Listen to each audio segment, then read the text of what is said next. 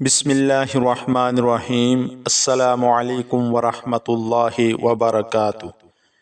بخاری شریف کی احادیث مبارکہ ہے کہ نبی پاک صلی اللہ تعالی علیہ وآلہ وسلم نے ارشاد فرمایا، اللہ تعالی نے عورت کی بچہ دانی پر ایک فرشتہ مقرر کر رکھا ہے۔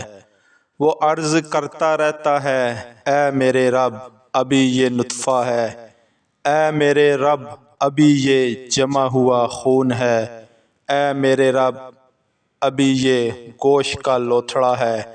اللہ پاک کے سب کچھ جاننے کے باوجود فرشتہ اللہ کو بچے کی مختلف شکلیں بتاتا رہتا ہے۔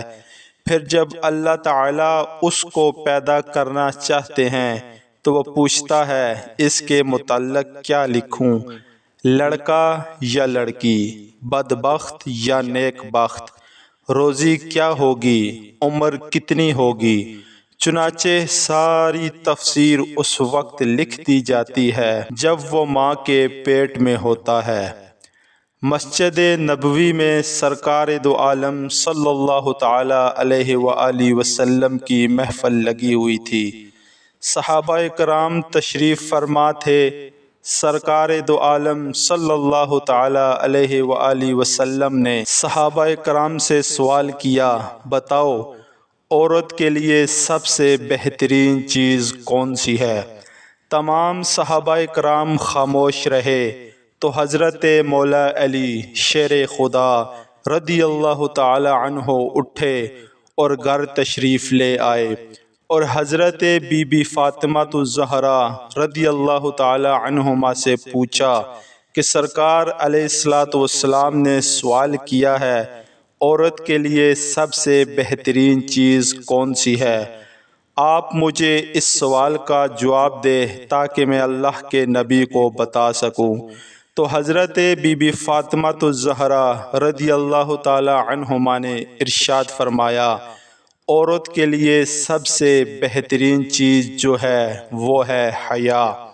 مولا علی شیر خدا رضی اللہ تعالی عنہ مسجد میں تشریف لائے اور سرکار دو عالم صلی اللہ علیہ وآلہ وسلم سے عرض کی، حضور، عورت کے لیے سب سے بہترین چیز جو ہے وہ ہے حیا۔ سرکار دو عالم صلی اللہ علیہ وآلہ وسلم مسکرائے اور پوچھا، اے علی، یہ جواب کہاں سے پوچھ کر لائے ہو؟ تو آپ نے ارشاد فرمایا کہ حضرت فاطمہ الزہرا رضی اللہ تعالی عنہما سے۔ تو اللہ کے پیارے حبیب صلی اللہ علیہ وآلہ وسلم نے فرمایا، یقیناً یہ جواب فاطمہ ہی دے سکتی ہے۔ مسند احمد جلد 8 صفحہ 254 میں درج ہے، سرکار دو عالم صلی اللہ علیہ وآلہ وسلم نے ارشاد فرمایا، جس مسلمان کے 3 بچے انتقال کر جائیں، اللہ تعالیٰ ان بچوں پر فضل و رحمت کرتے ہوئے ان کو جنت میں داخل فرمائے گا۔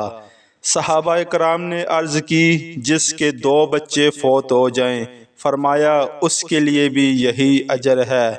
پھر عرض کی، جس کا 1 بچہ فوت ہو جائے، فرمایا اس کے لیے بھی یہی اجر ہے۔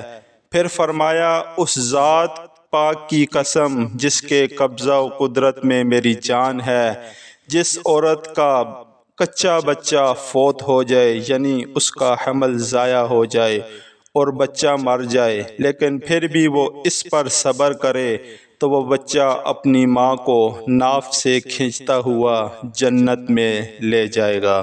ماشاءاللہ، سبحان اللہ۔ پیارے دوستو، اگر آپ کو ویڈیو پسند آئی ہے تو ویڈیو کو لائک کریں اور ہمارے چینل کو سبسکرائب کر کے ہماری حوصلہ افزائی ضرور فرمائیں۔ جزاک اللہ۔